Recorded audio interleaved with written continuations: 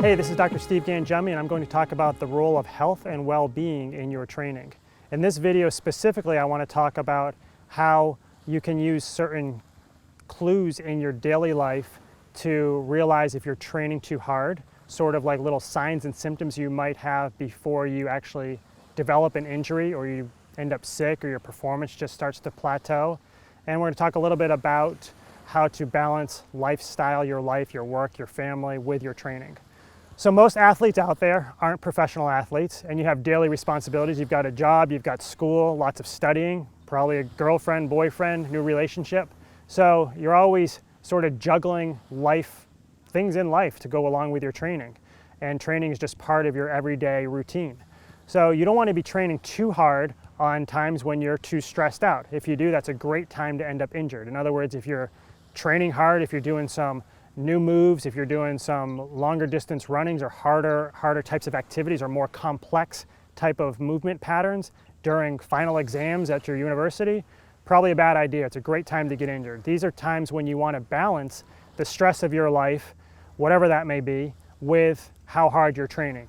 Basically pretty simple. The harder you train, make sure everything else in your life is pretty well balanced. In other words, you're not having to stay up too late studying, you're sleeping well, things are going well with your family or your relationship or your work and that sort of thing. Or if it's a tough time in your life, then you have to chill out on the training a little bit, do more active recovery, have more rest days in between, which don't mean sitting around, but just easier type of balance or relaxation type of activities to help you balance everything properly in your life. Not only so you don't lose fitness at that time when you have to devote more time to other areas in your life, but also you'll just be less chance of becoming injured, which is one of the biggest ways that someone loses performance, loses adaptation to exercise, and doesn't progress as well as they should be because they're getting injured from something, and now you're being forced to take time off rather than just take it off when you'd like to.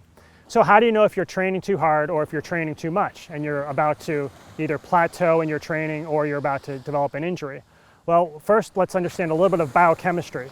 And when you're too stressed out or you're too stressed too often, too much, or even if you're training too hard, especially if you're doing a lot of high intensity type of training, in other words, quick interval work, a lot of long distance running will actually do this too, you're going to make a lot of a hormone called cortisol. Cortisol is a hormone secreted by your adrenal glands, which are little glands that sit on top of your kidneys. These are really important hormones when it comes to balancing your blood sugar, reducing inflammation. We've talked about both these things, especially the inflammatory aspects or the anti-inflammatory aspects when it comes to an injury in terms of preventing an injury, but also rehabilitating properly from an injury. So you don't want too much cortisol. You'll end up with problems with this hormone affecting other hormones, especially your sex hormones. Guys, that's testosterone for you, for us, and women, estrogen and progesterone levels. So basically what happens is if you train too hard, if you train too much, if you don't recover properly, you end up with too many stress hormones in your body, and that's going to set you up. It's going to predispose you for an injury occurring. There's also little signs and symptoms that a lot of people don't know about to tell you. It's sort of like little tells that your body is stressed out. One of them is actually a little eyelid twitch. If you ever feel like your lower lid of your eyelid on either eye, right to left doesn't mean any difference, but if your eyelid twitches, kind of like flutters, that's a good indication that your body is stressed out. It has to do with cortisol levels, it has to do with hormonal imbalances. Another thing related to sleep is not just waking up in the middle of the night, but obviously insomnia. If you can't get to sleep, that's typically because your cortisol level is high at night and it suppresses your melatonin level, which is your sleep hormone that is made at night and opposes cortisol. So one should be high, the other should be low, cortisol here and melatonin here. And at night, if you're training too hard, if your life is too stressed, it ends up like this and you can't get to sleep. You're going to have some insomnia, maybe for an hour, maybe you can't sleep at all.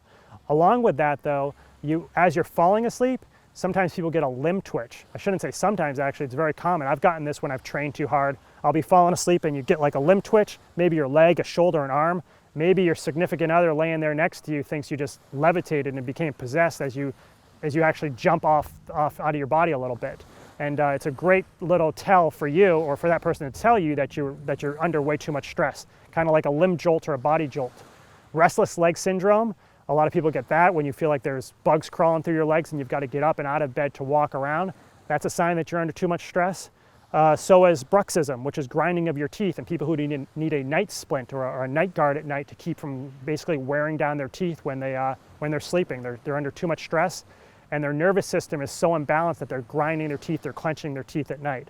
So those are some great little tells, along with things issues I've addressed in previous videos about ligament instability and ligament weakness related to injuries, and injuries not healing up well because you're under too much stress. So think about your entire stress of your entire life, not just how hard you're training, and buffer your training and adapt your training to the amount of stress that you have in your life, and it's the training itself. In other words, not too many hard days, not too many complex days or high intensity days or high duration days in a series, meaning days or weeks. Make sure you scatter in those recovery days as you should and adjust it to your lifestyle, and you're going to keep yourself from becoming injured. And if you're unlucky enough to become injured, you're going to heal super fast if your body's low in stress.